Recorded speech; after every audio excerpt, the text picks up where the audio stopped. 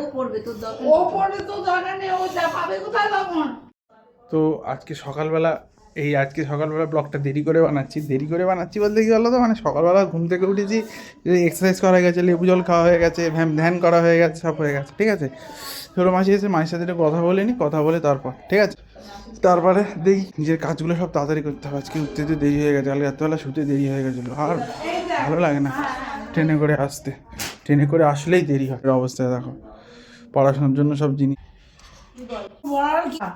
হ্যাঁ শুধু ডাকবি কেন? ও যদি জামা কাপড় যেরাম রাখে রাখুক, ওর জামাও বুঝে নেবে। আরে না, আমি ওই আমি ইয়েতে রেখেছি, ওটাকে বলে তোমার ওই প্লাস্টিকের মধ্যে একটা ইয়ে ছিল, ওই ভ্যাকুয়ামের মধ্যে রেখেছি।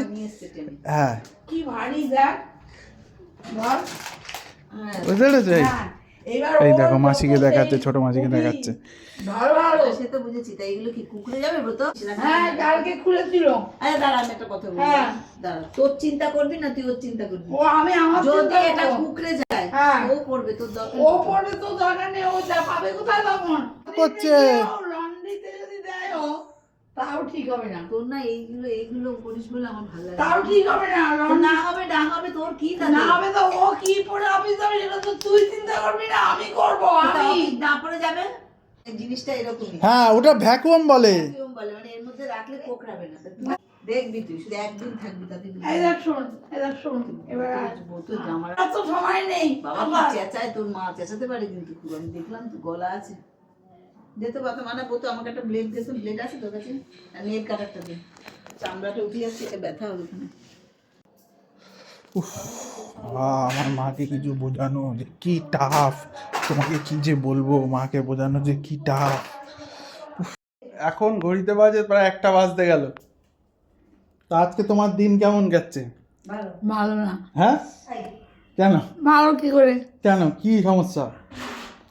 ও তুই কথা শুনিস নি, মার্সিদের সাথে ঝগড়া করলাম, তারপরে মার্সিদের সাথে ঝগড়া করলাম, তারপরে মাসির এই দিদির এই রেবার মাসি তো ভাই মারা গেল। ওই নিয়ে ভেবে লাভ আছে? হ্যাঁ তুমি ওইসব চিন্তা করবো না। বুঝতে পেরেছো? এই হচ্ছে আমার মার চিন্তা। তখন তোমাদের দেখালাম কী নিয়ে এই ব্যাপারটা হয়েছে, আমি কেন ওটার মধ্যে জামা কাপড়গুলো রেখেছি। ওটা এয়ারটাইট জিনিস, ওটা এয়ারটাইট থাকে, তা ঠিক আছে এমনি রাখবো, এয়ারটাইট করে রাখবো না, জামা কাপড়গুলো তো তাহলে ধুলো পড়বে না। বুঝতে পেরেছো? এই হচ্ছে সমস্যা।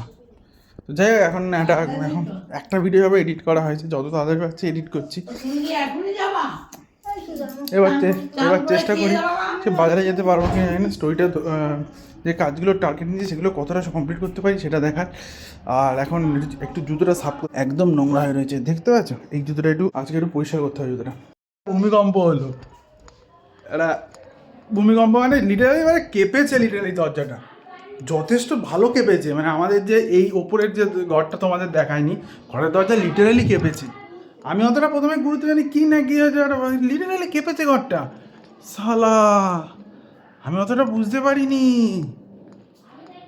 বাপরে, মোটামুটি এই যে ভূমিকম্প হয়েছে এর কয়েক সেকেন্ড, হয়তো 2-2.5 সেকেন্ড ছিল, 5-7 তো হয়েছে। রিক্টার স্কেলে 7 থাকবেই কম্পন, আমি শিওর, তোমরা দেখে নিও, 7 কম্পন তো থাকবেই। দেখো কিছুক্ষণ আগেই ভূমিকম্প হলো, এবার কথা হচ্ছে এখন টিভিতে দেখাচ্ছে দেখো ভূমিকম্প হয়েছে। মা তো ভয় পায়নি, আমিও বুঝতে পারিনি প্রথমে তোমাদের যে দেখাচ্ছে।